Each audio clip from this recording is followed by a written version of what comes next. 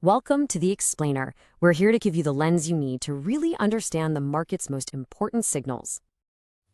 This week was just packed with contradictions, right? You've got the Fed doing one thing, big tech doing another. It's a lot. But hey, don't worry, stick with me, and by the end of this, we're going to piece it all together into a framework that actually makes sense.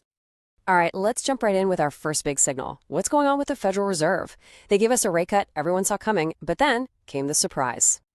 Yeah, it's a great question, isn't it? So on October 29th, the Fed does exactly what everyone expected and cuts rates. But the way the market reacted, well, that was anything but straightforward. And it really all boiled down to what was said after the cut. So check this out. The Fed cuts rates, but then almost immediately you get Fed presidents openly disagreeing. Lori Logan from the Dallas Fed literally said it was the wrong move. And then you have Jeffrey Schmid from Kansas City worried about sticky inflation. I mean, this isn't just some behind-the-scenes chatter. This is a loud public disagreement, and that is what totally flipped the script for the market. And there's your result, plain and simple. That more aggressive, more hawkish commentary had an instant effect. Traders saw that and said, whoa, hold on, the odds of getting another rate cut in December just tanked. And that sent a shockwave right into the currency markets, giving the US dollar a nice little boost because the idea of more easy money was suddenly off the table. But here's where it gets even trickier. There's this data fog hanging over everything. Because of the government shutdown, the Fed, and honestly all of us, are kind of flying blind. We just don't have all the usual economic numbers to look at, which makes every piece of data we do get that much more important. And this number right here, it's the perfect example of the tension we're talking about. The Chicago PMI came in at 43.8. So on one hand, hey, that's better than expected. But, and this is a big but, anything under 50 means you're still in contraction territory. It's like getting a better grade than you thought on a test you still failed. It's a small win, but it really feeds that we are not out of the woods yet feeling. So what's the big takeaway here? Well, the bottom line is, don't count on the Fed just giving us a nice straight line of rate cuts. It's not going to be that simple. With all the disagreement inside the Fed and this foggy data, it's going to be a bumpy ride. For anyone investing, that means you've got to be picky. You want to favor those companies with rock-solid balance sheets that can handle a bit of chaos. Okay, let's shift gears to our next signal, because while the Fed is flashing these warning lights, the stock market's been climbing. But, and you'll see this in a second, there is a huge catch to this rally. And here is another one of those head-scratchers for you. Stocks have been on a roll, up for the third week in a row thanks to some really solid earnings from giants like Amazon and Apple. But then you look at a sentiment gauge like the Fear and Greed Index, and the needle is stuck on fear. It's like the rally is happening, but nobody really trusts it yet. This quote from Barron's just nails the mood right now. It is not enough to just be okay.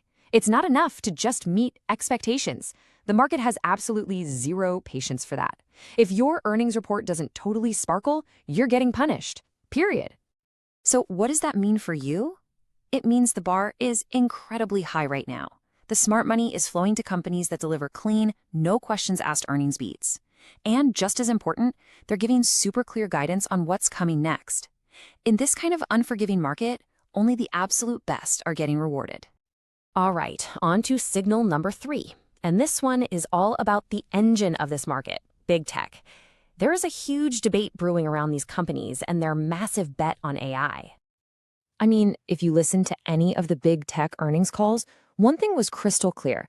They are spending an insane amount of money on AI. We're talking billions and billions in capital expenditure. They're building the foundation for whatever comes next, and it's all about AI. And this spending spree has split Wall Street right down the middle. You've got the bulls who are saying, look at all this money pouring in. This AI theme is so powerful it could push the NASDAQ, think the QQQ ETF, up another 30%. But then the bears are saying, hang on, look at these valuations. They're already sky high, and this feels a lot like speculation. It's that classic debate. Is this real growth, or are we in a bubble? So the move here is really twofold. First, you have to be selective. You can't just throw a dart at AI stocks. You need to find the actual companies that are cashing the checks from all this spending. And second, you have to be aware that everyone is piling into the same handful of stocks. That's a crowded trade. So it's probably smart to think about ways to protect your portfolio if those big names take a hit.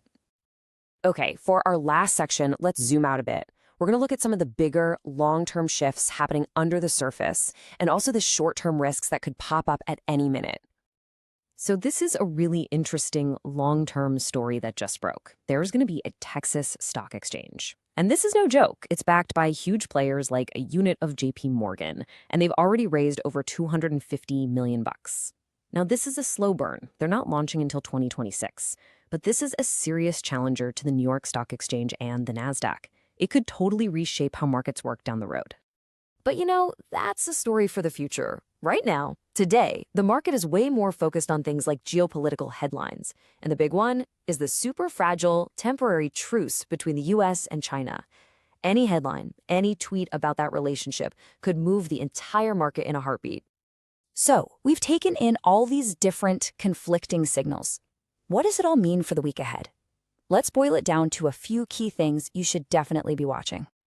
Okay, here are 3 things to keep on your radar. First, keep an eye on the US dollar. It's going to react to any new economic data that comes out.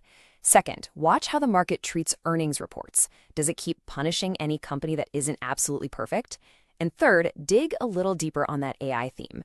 Look for the companies in the supply chain, the ones selling the shovels in the gold rush, that are getting a boost from all that spending. And that really is the big question we'll leave you with.